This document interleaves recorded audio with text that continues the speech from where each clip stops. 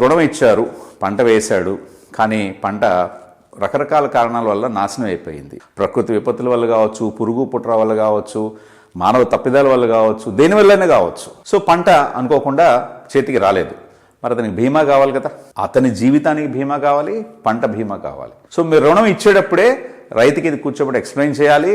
ఆ ప్రీమియం సాధ్యమైనంత వరకు కూడా ప్రభుత్వమే భరించాలి. ఉచిత బీమా ఇవ్వాలి రైతుకి. మనం ఎలాగైతే మిలిటరీ వాళ్ళు కొన్ని సదుపాయాలు కల్పిస్తున్నామో, పోరంబోకులంటే పార్లమెంట్ మెంబర్స్ కొంతమందికి అక్కడ కొన్ని వెసులుబాట్లు ఎలా అయితే కల్పిస్తున్నామో, అతని పార్లమెంట్ పదవి నుంచి, మెంబర్ ఆఫ్ పార్లమెంట్ పదవి నుంచి పోయిన తర్వాత కూడా, అంటే ఓడిపోయిన తర్వాత కూడా మాజీ పార్లమెంట్ సభ్యుడిగా అతనికి కొన్ని వస్తువులు ఎలా అయితే కల్పిస్తున్నామో, దానికంటే కొన్ని వేల రెట్లు గౌరవనీయమైన వ్యక్తి కదండి రైతు అంటే.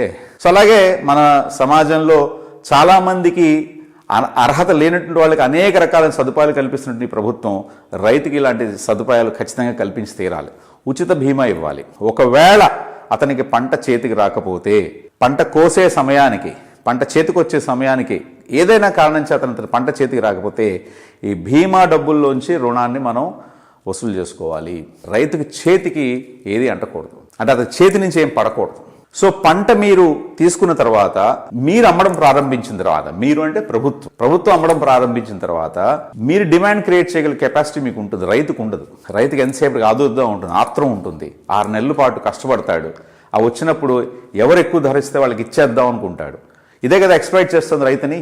పెద్ద పెద్ద మల్టీనేషనల్ కంపెనీస్ అన్ని కూడా ఎక్స్ప్లాయిట్ చేస్తుంది ఇక్కడే కదండి.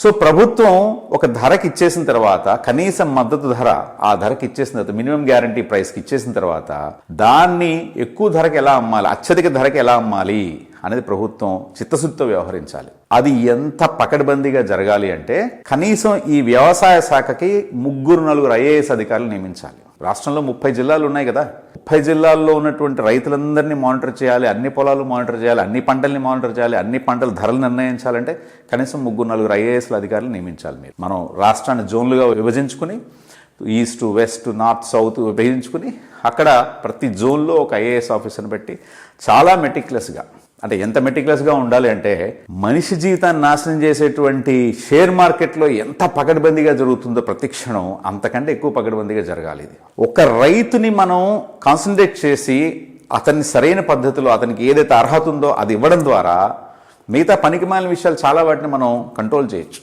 రైతు ఎప్పుడైతే పెరుగుతాడో, వ్యవసాయ ఉత్పత్తులు ఎప్పుడైతే పెరుగుతాయో, అప్పుడు మిగతా పనికిమాలిన విషయాలన్నీ డౌన్ అవుతాయి. ఒకసారి ఇంప్లిమెంట్ చేస్తే చూస్తే తెలుస్తుంది మనకి.